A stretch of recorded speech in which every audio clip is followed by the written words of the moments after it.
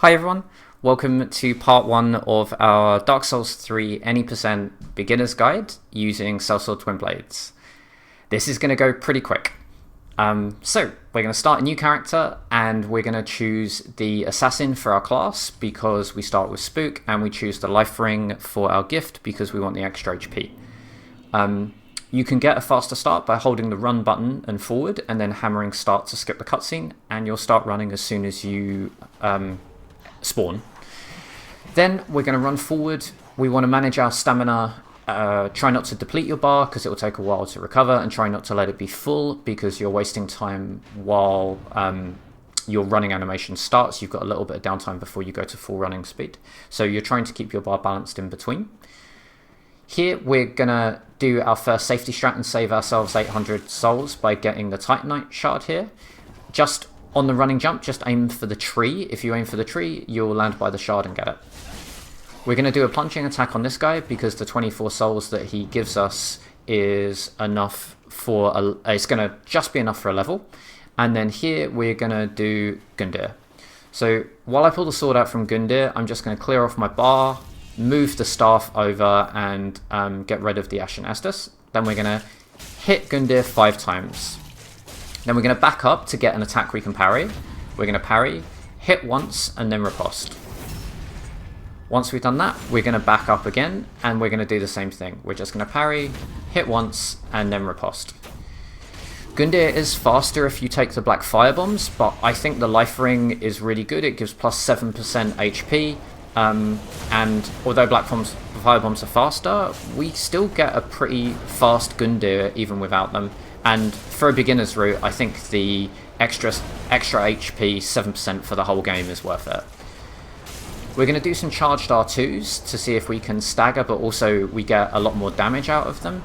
And then we only normally have to dodge once, and you can just hit him till he's dead. We quit out on the door to save ourselves some time on the in-game timer rather than waiting for the door animation. And I've gone through the video and chopped out all of the loading screens so that you don't have to sit here and read the tooltips on the loading screens, and so we can speedrun our speedrun. So we're going to go straight through Firelink, and here we're going to start with the tree skip in order to get the Covetous Silver Serpent Ring. We pick up the 200 souls, and then you want to run up the tree and then jump over onto the ledge. I am not great at this. That starting point, that lineup, was the best one I could find, and the best one I found in testing, but I'm not perfect at it yet. If I get better at it, I will make a video on it. We pick up the Homeward Bones on the roof, and then we're going to run forward, grab the Estus Shard, hit the invisible wall, and get the Covetous Silver Serpent Ring. A note on some of my menuing here. I do a lot of menuing while I'm loading, while my character's in animation. So for example here when we plant the coiled sword, but actually you don't need to do that much. I only found out after I'd recorded a little bit of this run that if you hold down the run button, you can do your menuing while still running in character. And I didn't know that at the start of this run, which is why a lot of my menuing is quite fast, but actually you can do it later and it's very chill. You can just do it while you're running. Here we're going to sell the 200 soul to the Shrine Handmaiden, and then we're going to buy the dagger, which we need for Farron Keep. Then we go chat to the blacksmith and upgrade our Estus once and allot it to 5. If you're happy doing Vort and running through the high wall with only 3 Estus, you can do this later and kind of save yourself, I don't know, 5 or 6 seconds. Then we're going to chat to the Shrine Handmaiden. Level up with her. So at the start of the game we're going to put as many points into vitality as we can, so we get 3 levels here, and then we're going to warp to the high wall, and you can see that that 1 kill on the guy and the pop of the 200 gave us just enough. Here we fall off by the grass down onto the steps and then roll. We want to roll our landing so that we don't get the pause crouch animation after we land. I do 2 rolls off of that high ledge at the start because then we drop onto steps and we don't lose any HP. Here we're going to grab the gold pine resin, and then I'm also going to drop down onto the ledge and drop off again. It's slightly faster if you don't go via the ledge, but then you lose HP. Here we can just run forward and be a little bit careful of the archer behind us and the archer in front of us. And with these guys, you want to start on the right and then dodge to the left. Here with this guy in the door, we're just going to hug the left wall and then dodge to the right. Here we're going to walk out onto the beam and drop down rather than dropping straight off the ledge. That means we don't take any fall damage. If we drop straight off the ledge, we take a little bit of fall damage. Now here's the first kind of tricky-ish part. We want to kill the gecko to get the raw gem.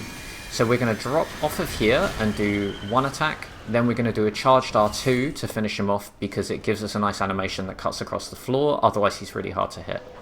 We want to spook and then walk off between the third and the fourth rows of tiles from the little bit on the left. And then we're going to roll down. We got a bit unlucky with the landing animation. We couldn't roll off the ledge, unfortunately. Normally you'll just roll to the right.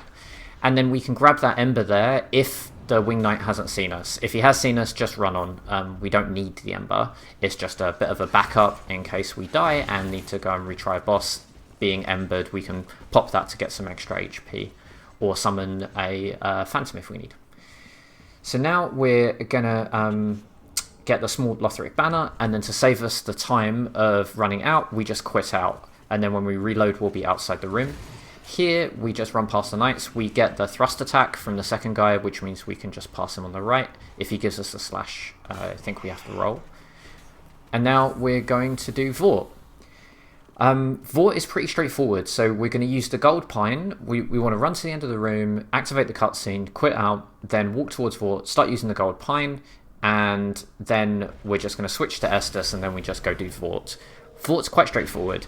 If we're under him, it's really hard for him to hit us, so we're just going to stay all up in his face and keep stabbing him in the tummy. He'll try and back up like that, in which case we just want to close the distance and roll if we need to. Then once he gets down to about 60% HP, he'll go into phase 2, like this. He's going to do 3 charges, so you just dodge the first 2 however you like, but the third one we want to try and roll with him so that we finish next to him. And then we should be able to just finish him off before he finishes this Frost Blast. There we go. So now we're going to... we should switch over to our staff because we want it as soon as we're done here. And then we're going to rest here to avoid the cutscene of opening the door. Once we run here, very shortly before your stamina runs out, you'll get the prompt to press A. We can do that, activate the cutscene, and once again hold run and smash the start button to skip the cutscene. Cast Spook, and then we want to go onto the ledge, walk forward a little bit and drop off. Now if we're lucky here, neither of the dogs will activate. We get a bit unlucky and we get one of the dogs, but it's fine. Here, keep running forward and stick to the right hand side. Then we're going to try to tag the bonfire. Unfortunately here I forget to get the bonfire because I've been running this too much without the safety strats, but you can quit out here because the dogs will follow you and you won't be able to get the bonfire. Then just tag the bonfire once you respawn and rest. There we do a quit out at the door to de-aggro the guy in the doorway, and here we're going to get 4 charcoal pine bundles. So these will help us a lot with the Crystal Sage and the Deacons. Dodge around these guys, then we're going to grab the Estus Shard by the bonfire, and then we want to double back and go over the bridge. Here you need to keep an eye out for the thralls because they will chase you a lot. This segment's quite safe. Run forward and just keep to the outside of these barrels and boxes and you won't get hit by either of the 2 guys. You want to be fully healed for this bit, and now we get to kind of the first complicated skip. Run past the first guy, you want to roll the second guy, then run into this guy and jump. And if you get the timing, it should jump you over. If you drop down, there is a ledge underneath, so that's fine. Once you drop down to the ledge, the thralls will chase you. You can then run past them and it makes the reattempt even easier. So it's quite a forgiving jump. Then we just spook and drop off, and then we're going to quit out on the door to save ourselves some time again. Here we're going to spook again, just after the depressed tile in the floor. That's the spot I like. Then we just hammer roll to roll off of the elevator. The timing on that is quite forgiving. I sometimes get the landing animation and miss the elevator roll off. Fudge Cow has mentioned that there's like a plunge attack, I think, in his video, but I couldn't get that strat working. So if anyone knows what the plunge attack strat is to make sure you always get the roll off the elevator, please let me know. That would be really good to know. Now we're going to run past the bonfire. This area is basically zero risk, so we're not going to get attacked. The guys have this big long spawn animation where their wings pop out, and we're long gone by the time they can pose any threat to us. Here, if you hug the wall on the right, you're going to get a smooth drop down, and that means that you don't have a stagger animation on landing, and sometimes you can also do it without losing HP. Continue to run past all these guys. Try to cut a straight line to your destination if possible. So we're trying to kind of aim for the right hand side of the doorway there. And then we will... we don't need the Road of Sacrifices bonfire. We're going to use the Crucifixion Woods as our first one. If you're not confident, tag that bonfire. Here we're going to spook and drop off, and we're going to do some shopping to get ourselves 2 shards. So first, drop off the ledge here, and then you can backstep to get the shards and save yourself a little bit of time. Then over in this section, drop down to the right, and you'll drop straight onto the Titanite shard. You need to roll back to destroy the scenery, and then you can exit that little group of mushrooms. This dog will follow you no matter what, so when you get up to the bonfire, the easiest thing to do is just to quit out. You can try and tag the bonfire here, but he will normally follow you, which will prevent you from resting, so just save and quit, and then respawn. If you want to rest there to get your HP back, you can. We're going to jump off and grab the Grass Crest Shield, then we keep heading forward to grab the grass, and then we're going to head over to get the Sellsword Twinblades. Try to keep a good pace so that the giant crab does not catch up to you. First thing that took me a while to work out here was I kept getting invaded, and that invasion prevents you from boning. I'm running on PC on Steam. You want to restart Steam in offline mode, and then that cancels the NPC invasions, and that means that you can quit out and you can bone in this area. I go up onto the ledge onto the right and then drop down before getting the Sellsword Twinblades because there's a guy chasing it, and that way chasing us, and that way you don't aggro the Black Knight. So it's probably an extra 2 seconds, but it makes it much more consistent and safe. Then we're going to grab the Farron coal, which we need for the sharp infusion, and bone out. Bone to the last bonfire rested axe. It takes us back to Road of Sacrifices. So now we're going to do a bit more shopping. Head back towards the hole in the wall and go left, and then we're going to drop down here to get ourselves an Estus shard, and then we are going to grab the Ember by the bonfire. The Embers act as a nice backup if we die and we want to get a bit more HP before going and trying a boss again, but also in this early game you can sell them for 1,000 souls, which can be the difference between getting a level and not getting a level. We're going to drop into the water, grab the blossoms, and then we run up to run over here, and we're going to go and run straight past these 2 guys, and then we're going to get onto the ladder and kind of just sit at the top of the ladder, and hopefully they should attack us and fall down. If you get hit at any point here, you can heal while you're on the ladder, and you can kind of just do this little up-down to... while you're up, they're more likely to attack you and not get on the ladder, and then when you're down, a lot of their attacks will miss you, so you can kind of like bop up and down to annoy them. If you want to rest here, you can if you've been hit or you want to refresh your Estus. And now we're going to run through Farron Keep. So I should say at this point, you can go back and spend your souls if you want. We'll talk about that in a minute, but I'm not doing that because I've done this a lot. So we run forward and get the Estus shard there, then we get the Titanite shard and we run up. In terms of the Estus shard that's protected by the slug, step in front of the shard and pick it up, and that way his attack will miss you. Roll this guy, hit the fire, and then as soon as the cutscene is finished, you want to quit out to reset the enemies. Try to roll that if you can, if you're better than me. And then up here, we're going to do another reset because we want to pick up this item, and we also want to cast Spook to drop off the edge without any HP loss, and that's really hard when we're being chased. So just cast that, and then run to the left, a little bit to the left of the rocks, and we can drop off, and that saves us running around on the path. Straight forward, you grab another Titanite shard, and then we will get poisoned here, but that's okay, we're not planning on getting hit. And then run around the bonfire, and it will stop the Gru on the far side aggroing you. Here we're just going to do the same as before. There's going to be a guy on the right. We want to dodge his attacks, then ignite the bonfire, skip the cutscene, and then quit out as soon as we reload. Although it is possible, depending on his position, to not quit out, quitting out is just so much easier because it resets everything and you can get trapped between the fire and the Gru, and they are so aggressive. With the guys on the bridge, just start on the left and then dodge to the right. They normally do the same animations each time. Tag the bonfire, we need that for the Abyss Watchers, and then drop off to the left and we'll find ourselves with another Titanite Shard. Exit the other side of the bridge and then run through here and we'll be able to pick up the Undead Bone Shard. Just basically run in, duck to the right, duck to the left as shown, and then grab that and get out, and you can do that without being hit. We're double-handing the dagger because we're going to start using the special attack, the L2, which uses our FP in order to skip through the deep water. So you'll notice there that we quickly switch to double-handed so that we can do it for the one step we need between those two little sections. Then we're going to, I go around the back of the ladder because it allows us to dodge the slug attack and then they normally get out of the way. Hit the invisible wall. Here we're going to grab the Dream Chaser's Ashes because we need this in order to buy Titanite Shards. Then we're going to tag the bonfire and rest.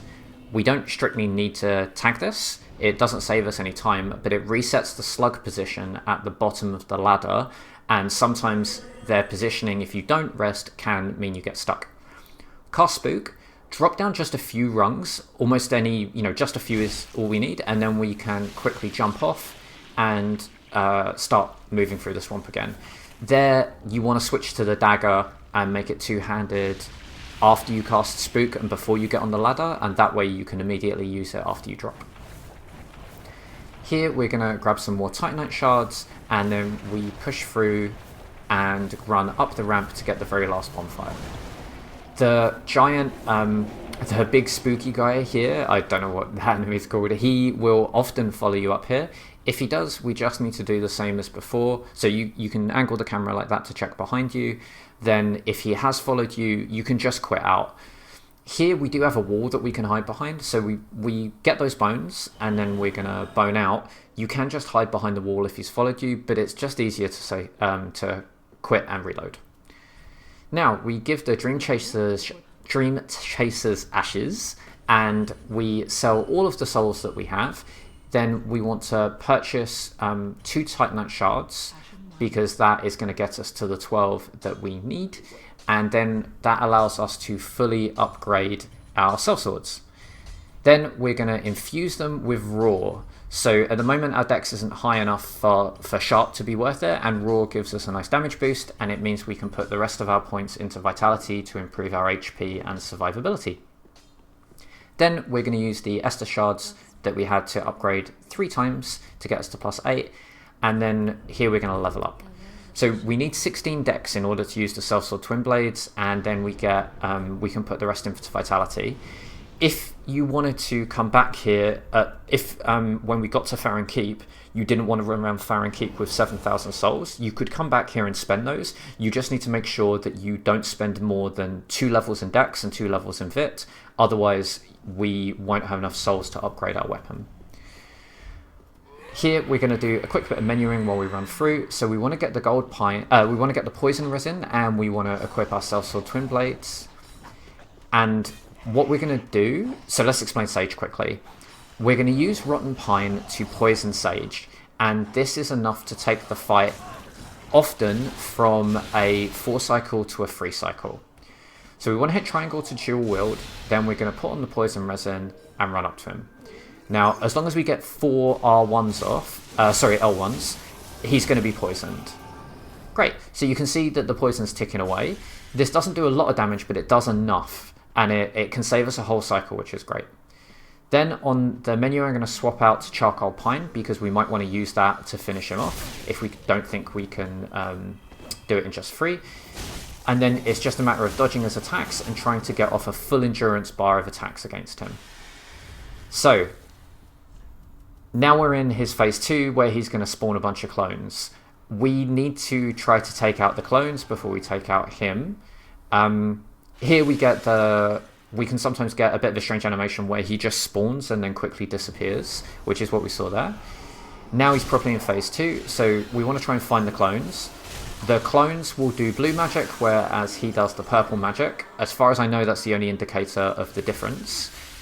The reason we take out the clones first is because most of these attacks, nearly all of the attacks that these guys are doing will stagger you, and once you're staggered, you're vulnerable to more attacks, and you can go from 100% HP to nothing in no time at all. Now, to make it safe, we use the Charcoal Pine bundle to ensure that we can do enough damage, and then we've taken care of Sage. This is not an easy fight by any means, but as long as you use the poison resin and you make sure to take out the blue magic guys before you try and fight him, it makes it considerably safer. Drop down here and then go grab the Herald Armor. Be careful on that drop. There is a pit that you can just drop into and die, so make sure that you look down before you make that first leap. We've got a bonfire coming up that you can tag. I don't tag it to save some time because there's not too much risk, and we're going to use the bonfire at the chapel anyway, but if you want to tag this and rest, you can. Then we're going to switch out to the Herald set. So the Herald set is great, and it gives us really, really good defense. We're going to use it for the whole game. The only advantage of our starting set is the slightly better fire resistance, so you can switch to that in Irophil if you want. But I am too lazy and I just use the Herald set for the entire game. Here, the dogs are very persistent and will follow you. If they get too close and give you too many problems, you can just quit out to reset them. Here we get lucky, they aren't too irritating, so we can run all the way to the doors and then quit out on the doors to save ourselves some time. Here you want to spam buttons to get rid of the audio prompt from Baby Gale. Then we can tag this bonfire, and we're going to rest because we didn't rest previously after Sage. And now we've got all of the souls from Sage, so we're going to head back and go and spend these. If you want to save a little bit of time at some point, this might be one of the things that you could cut. Now, we're going to try to get up to 22 vitality, so we can do a lot of the early bosses with just 22 vit. So our goal is to get to 22, and then we'll start leveling Dex, and then we'll turn our Sellsword Twinblades into Sharp as well.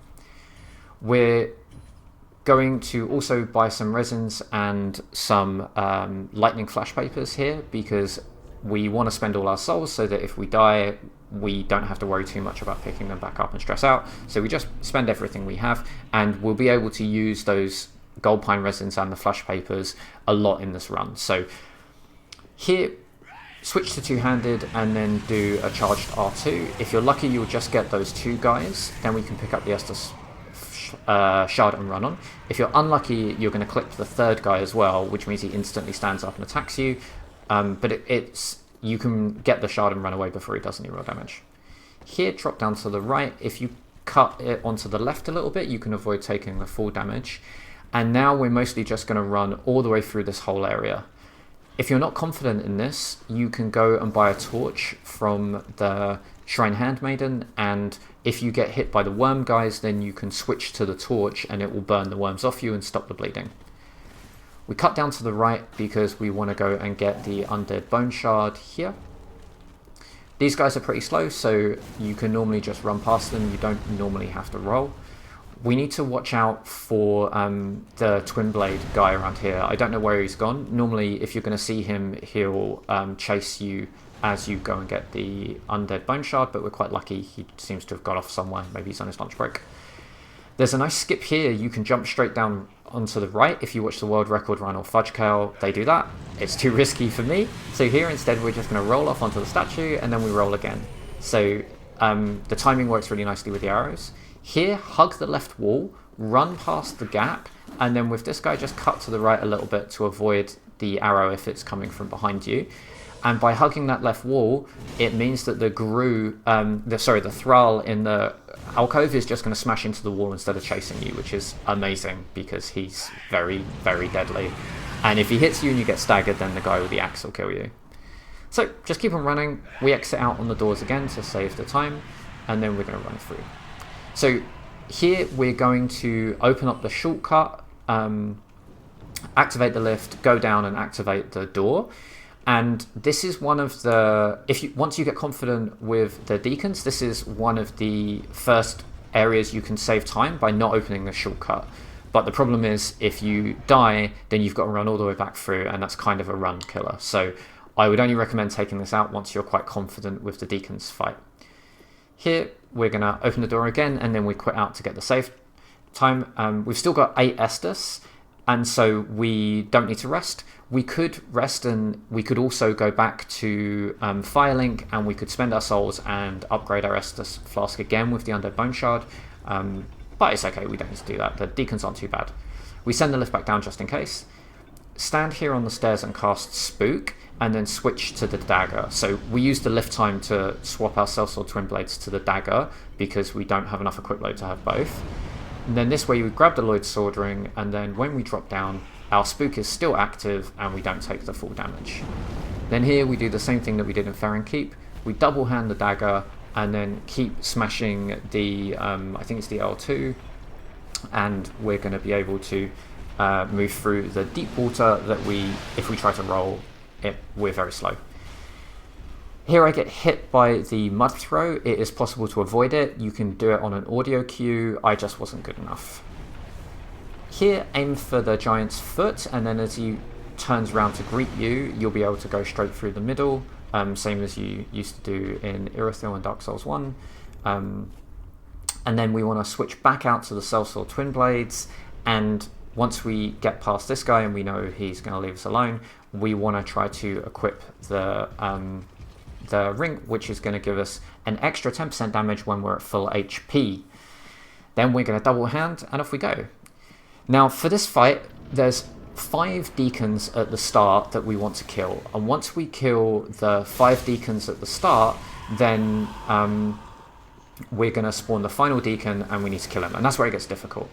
So the strategy is going to be kill the first 4, and then we do some prep before we kill the last one. Now, I like to come and stand over here to the right because it slowly pulls all the guys away from the center where the final deacon's going to spawn.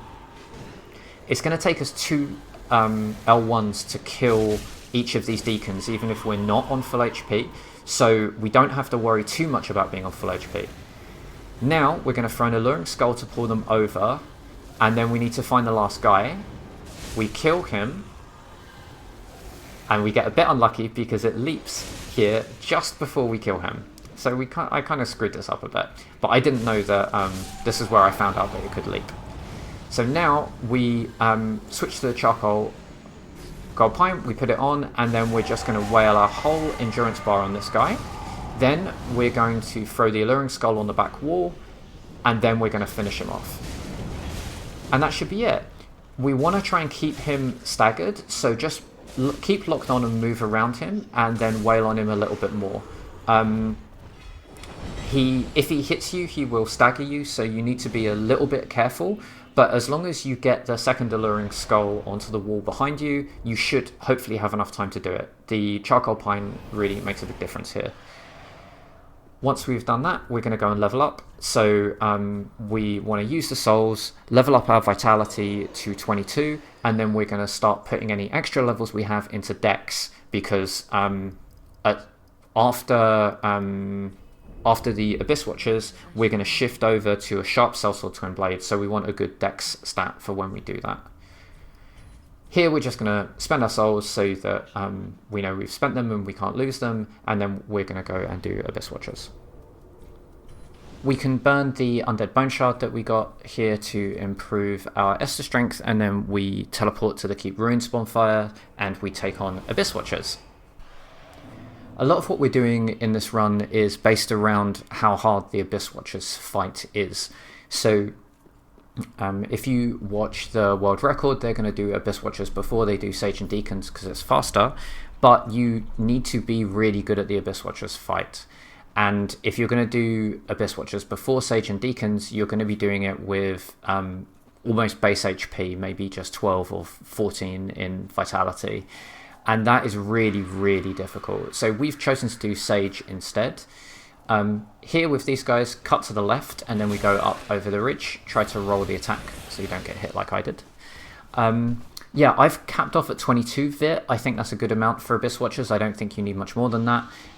If you want more, then you can certainly get more. The only problem is the more points you put into vit, the less points you're going to have in dex, which isn't a huge problem, but we want as much dex as we can possibly get for when we get to Pontiff. Here we're going to heal up before we kill the Grooves, because if we're at 100% HP, then we can kill them in one backstab, and that is the cleanest, fastest, and easiest way to do it. Then we're going to go grab the summon sign for Blackhand, summon him in, and then you've got some time to arrange your inventory and drop any items that you don't want, etc, etc, in this section. So Blackhand is going to spawn, give you a gesture, and run over. Sometimes he can be attacked by the Dark Wraiths. If that happens, he's nearly always going to die. Just quit out and then reload, resummon him, and then start the fight again. When we go in, we're going to run into the left and buff. We'll normally get the sliding attack, and then we can get 3 hits onto the Abyss Watcher and start the fight. After 3 hits, that's the trigger for this guy to spawn. So you're going to come over here, and now we're going to try and take this guy out as quickly as possible. Hopefully Blackhand will keep the main guy busy, and then this gives us a chance, after we've killed the other dude, to come up behind him and get a backstab. Once we get the backstabs themselves are fine, the damage is okay, but the main advantage of the backstab is that it gives us an opportunity to do a follow-up. So while he is waking up, we can hold down L2 and do a charged L2 attack, which we hit as he stands up, and then we can sometimes even follow it up with another L1 afterwards. And it's the ability to do a backstab to knock him down, recover our stamina or heal, and then do follow-up attacks that make the backstabs in this fight great. And it just gives us a way to control his aggression and do guaranteed damage. Other than that, this fight is mostly just try not to get hit and try to hit him safely whenever you can. You'll see here that I'm using Gold Pine Resin to get a bit of damage boost. This helps us do the fight a little bit faster, but resins for this fight are by no means required at all. So if you've run out of resins or you want to save them at all, feel free. It will just save you a little bit of time on the fight. But you don't need them. Blackhand will last the whole fight. He'll heal up throughout. He is really sturdy and is a really good NPC summon for this fight, I think. So if you you can just take your time, and you do not need to use resins if it's something that you want to hold on to for Wolnir or something like that. The one thing you do need is embers. So if you die in this fight and you come back unembered, you're not going to be able to summon Gotthard, and that is going to make it considerably harder. So that's a reason not to sell the embers that we find early on. The other resin that you do need is you do need the poison resin for Sage. Without it, it's extremely difficult, but we can buy that for 500 souls. So if you die to Sage and you use up both of your Rotten Pine resins, you can just farm 500 souls or sell an ember, whatever you want to do, and then go buy some more from the Shrine Handmaiden. She sells them at the start of the game. So at the end of the Abyss Watchers fight, we want to run forward to activate the reveal of the steps, then we can go back and rest, and then that will quit the animation, and then we can run back down the steps. We need to make this jump off there to the left, land on that little plinth bit, and we can roll off. Then we're going to go through the invisible wall and to the right here, and we get the sharp gem. So we need this to make our Sellsword Twinblades sharp infused, which will scale off dexterity, and then we will start to do some serious damage. Now here we're going to run down the steps, and we're going to quit out at the end. Unfortunately, I quit out too soon, so I quit out here. I should go past the skeletons and then quit out. You can see here they spawn in front of me, which is not good. Now we're going to kill this hat guy, which takes 2 hits, and this means that when the ball hits the iron grate here, it's going to explode, and we can pick up the Undead Bone Shard immediately. If that can be a bit tricky. If you can't get that, you can just go back outside and then quit out, and then just repeat it over and over until you get it, or until you get frustrated and leave. We're going to run through here and roll through the pots to get the Carthus Milk Ring. That gives us +3 dex. You can try to take the same route out as you took in through the pots. That way you won't have to break any new ones and you minimize risk of getting hit. Drop off here, and we're going to run past the rats, and then we're going to run up to the bonfire and rest. You can just run straight past this boulder. You don't need to rest in the little gap in the walls or anything like that. Just manage your stamina sensibly, and you can run past without needing to slow down.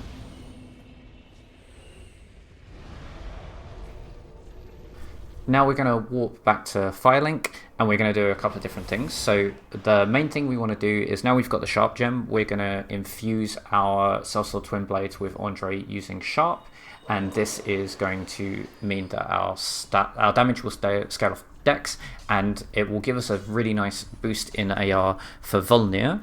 So I did some testing, and the difference between Sharp and Raw at this point is roughly 1 hit for each of his bracelets that saves us, which is quite nice. Then, so we've popped the souls from the Abyss Watchers, and we're going to spend the rest of our souls on Dex. So now we're just going to keep piling Dex, and we're going to do everything with 22 Vitality until we have defeated Pontiff. You can spend any extra souls that you have on Resins so that you don't have to worry about losing them in the Wolnir fight, and then we're going to burn the Undead Bone Shards that we picked up and teleport back to the Catacombs of Carthus, and then we are going to do Wolnir. So for Wolnir, we're going to start by running down here. Once again, you do not need to stop for the boulder, just manage your stamina sensibly and you'll be able to run straight past it. Then we need to dodge the rats, cut left, go past the guy that's going to throw knives at us, run through the tunnel, ignore the gecko, the crystal lizard, we don't need it, and here we're going to also open up the shortcut.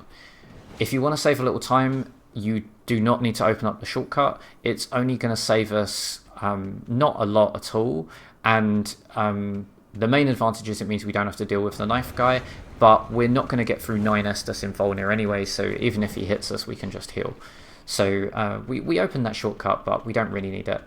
If you do die to Wolnir, you can come back through the shortcut, and there is an Ember in the tunnel that you can get some HP back. Here I hit the bridge. That's a mistake. You do not need to hit the bridge. That's a leftover from a previous route. Instead, you can just open the doors and quit out. And that's it for part 1. See you in part 2, where we're going to start by killing Wolnir.